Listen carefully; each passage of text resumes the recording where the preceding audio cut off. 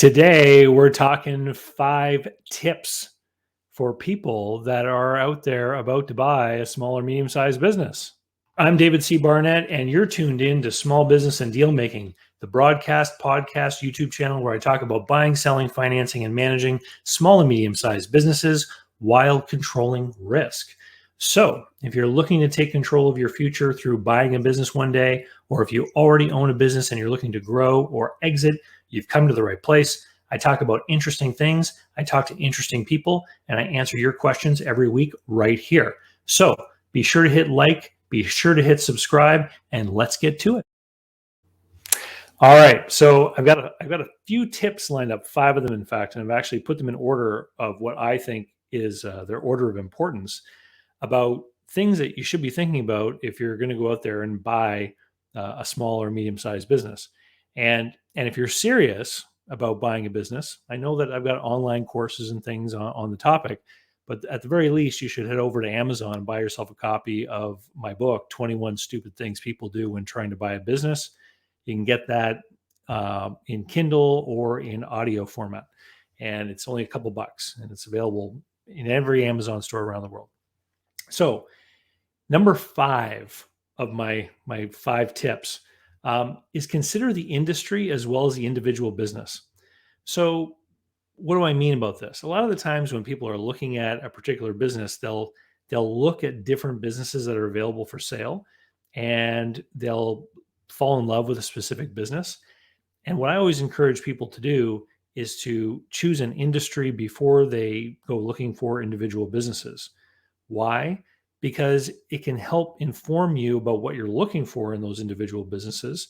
But number 2, you can actually ask yourself some questions about the industry that you're trying to get into. What are the long-term prospects for the industry? What are the changes happening in the industry? What are the technologies coming to bear in that industry? How are things going to be changing? And are the long-term prospects for that industry good or bad? Once you've decided that the industry is a good one for you, then you can go ahead and look at individual businesses within that specific industry. Number 4 is follow your intuition about people. You'd be surprised if I told you how often I have people say to me, I'm trying to buy this business and I'm looking at this, I'm looking at that. One of the things that bugs me is just, this person that's involved, or the way they make me feel, or I'm a little bit nervous about the things that they've said or the way that they say things, and I'm not certain they're being honest with me, etc. Business, no matter what kind of business you're talking about, is done between people. And if your gut, which I believe is a highly evolved, function of our intuition in our species over the course of time, helping us to identify potential threats in a very quick amount of time, right? If you think about the natural world or people from thousands of years ago, you come across a stranger, you need to be able to determine pretty quickly if this person is a threat or not. Don't ignore your intuition or your gut feeling about someone. If something doesn't feel right, don't do business with them. It's pretty straightforward. Number 3, create a plan. I'm not talking about a business plan. I'm talking about a plan to acquire the business. So what exactly are the steps? One of the guys in my Business Buyer Adventure Group coaching program, he came up with this neat innovation. When he makes an offer or proposes something to a seller, one of the attachments to his proposal is actually the step-by-step process of selling a business. And he says, this is our pathway, our roadmap to what we're doing. So when you go out to buy a business, you need to actually have a plan of what you want to do in which order that you can follow, and know when you have to involve the different members of your team at each step along that process. So you're going to have your attorney and your CPA and maybe other experts lined up to help you buy the business.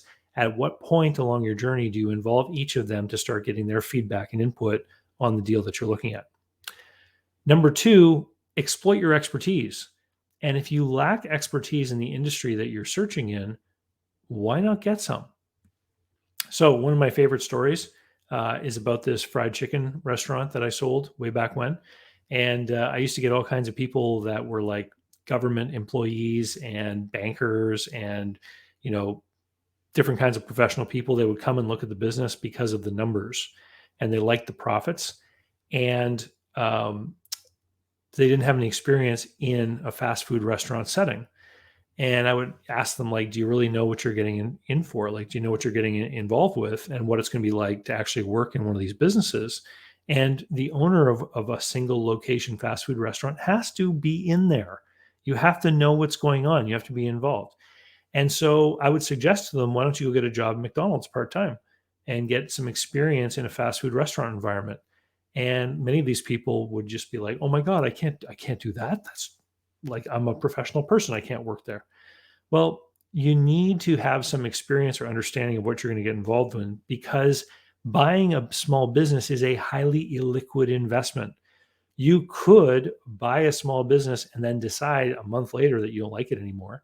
And it could then take you years to get out of it. So have some expertise in the industry that you're exploring, or go get some expertise. Another example, I'm working with a searcher right now who's looking at trucking businesses. He's gone to get his Class 1 license so he can learn more about trucks. He knows about business. He knows about logistics. He knows about the industry. But when he goes out and he talks with these trucking company owners, they talk a lot about the equipment. He didn't feel that he was confident in understanding exactly all the different aspects of how different pieces of equipment gave certain advantages or not. So he went and got his Class 1 license. He's not going to do long haul trucking, but now he's developed his expertise in the industry that he's searching in. And number one, I talked about how businesses were highly illiquid businesses. Tip number one for buying a business is don't allow yourself to become illiquid. Do not put your last nickel into a deal. You've always got to have some sort of cushion or comfort with respect to money.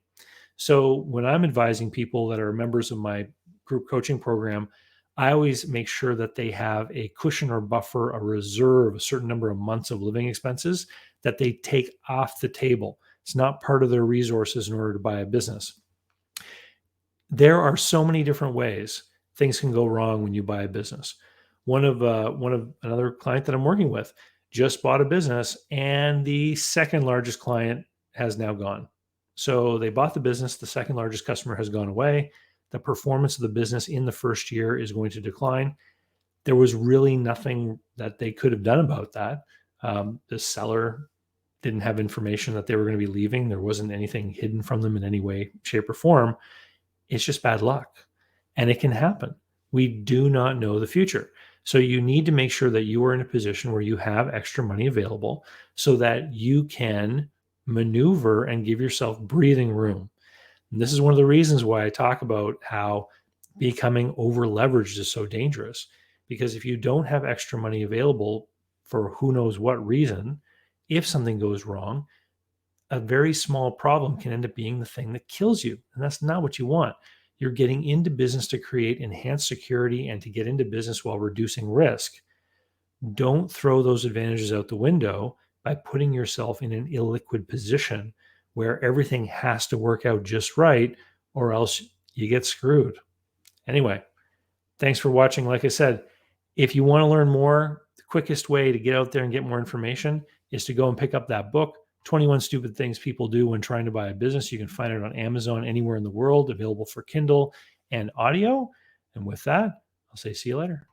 So how can you learn more about buying, selling, financing, and managing small and medium-sized businesses? Easy. Head over to my blog site, davidcbarnett.com, where you can learn more about me, learn how I work with my clients. You can learn about my books, courses that I prepared for you. You can also find out all about how to subscribe to my email list, the YouTube playlists, etc.